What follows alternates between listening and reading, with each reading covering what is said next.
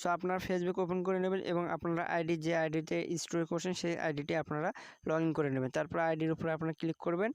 So click করে দেওয়ার পরে গেছে এখান থেকে দেখতে পাচ্ছি এখানে 3.9 মতন একটি চিহ্ন, জাস্ট এটার উপর আমরা ক্লিক করে দেব। ক্লিক করে দেওয়ার পরে গেছে এখান থেকে দেখতে পাচ্ছি আরসিভ, জাস্ট এই আরসিভের উপর আমরা ক্লিক করব।